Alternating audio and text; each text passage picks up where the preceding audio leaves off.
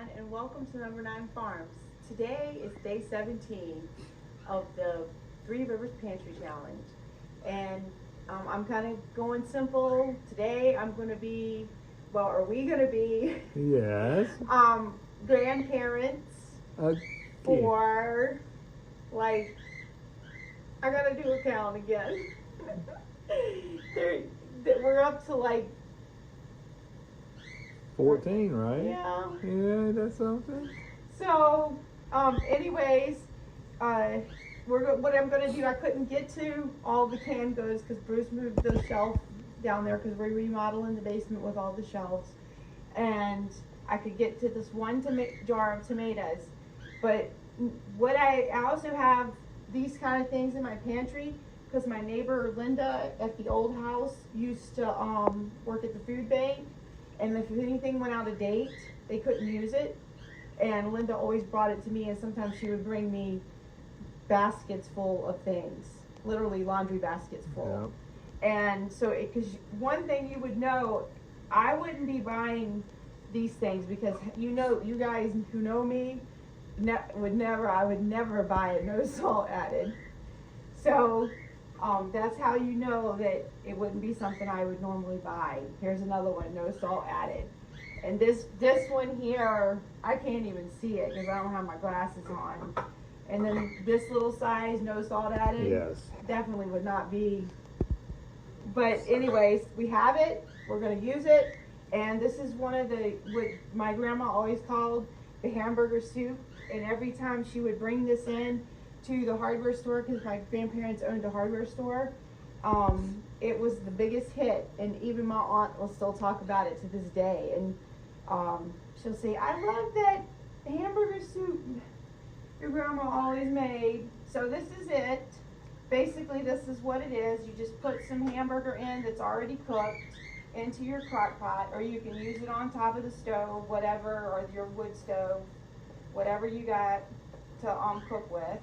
And this is finishing up this hamburger meat, that 10-pound tube, yep, wasn't it 10 pounds? A 10-pound tube. Yeah, so, and you don't need a whole lot of hamburger because this could be a really cheap meal. And I'm gonna also use some of the freeze-dried corn. So I'm gonna go ahead now and open everything up, and I will meet you back. All right, so guys, you just want to pour everything right on and out of the jar. And I looked on the jar of that, the can of that, what do you call it?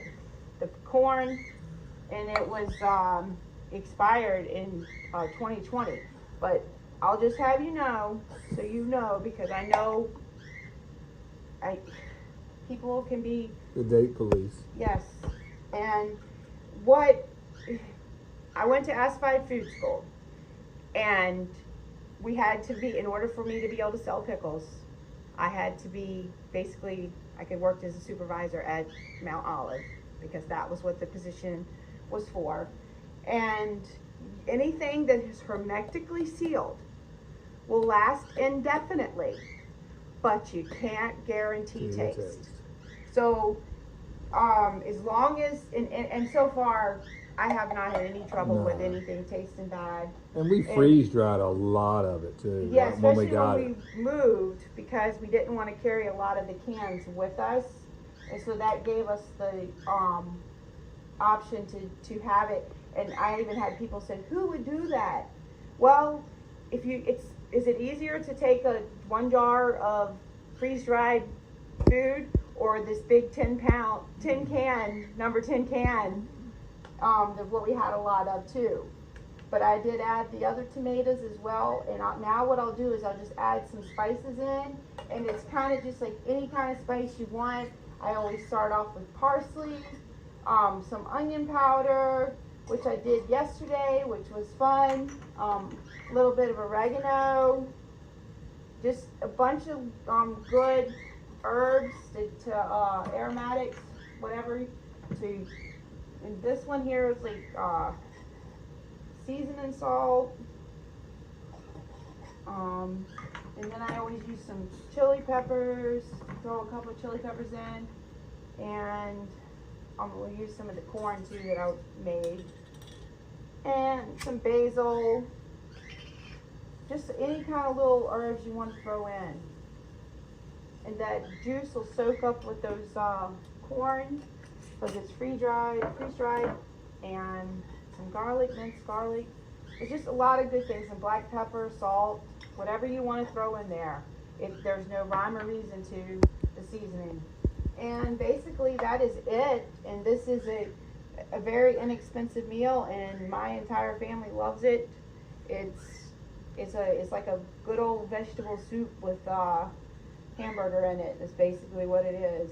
And you could also put some noodles in it as well if you wanted to, right at the end, some cooked noodles.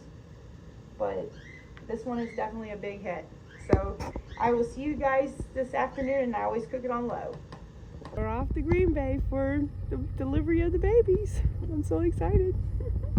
Oh, it's 7 degrees out, and we are heading into the parking garage to go to the hospital.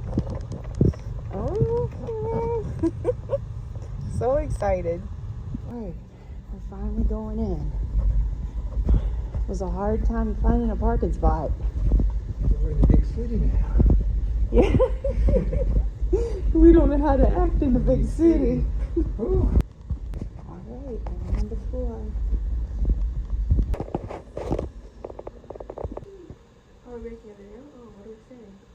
Okay, we're getting excited. We've got about 10 minutes. And soon we will have grandbabies, Baker and Brooks. Okay.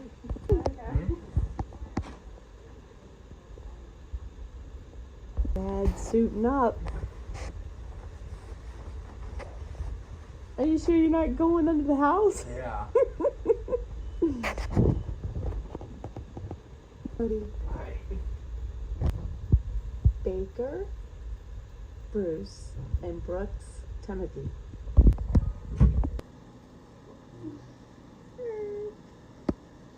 Looky there. Mm. Well worth the wait, right, Grandma?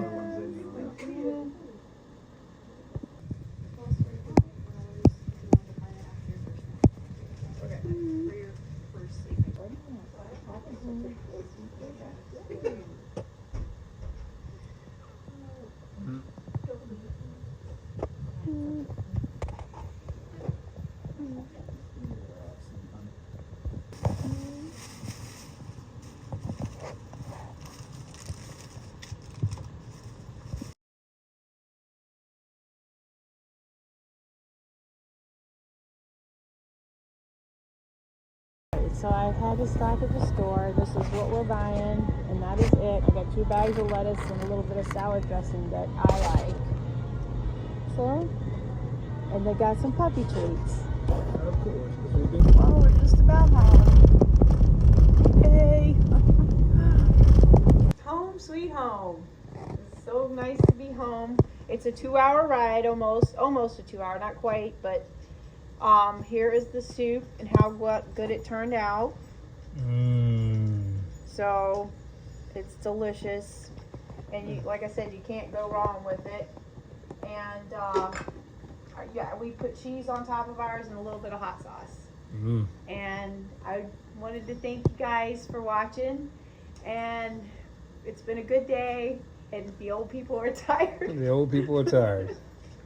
We got 2 more grandbabies.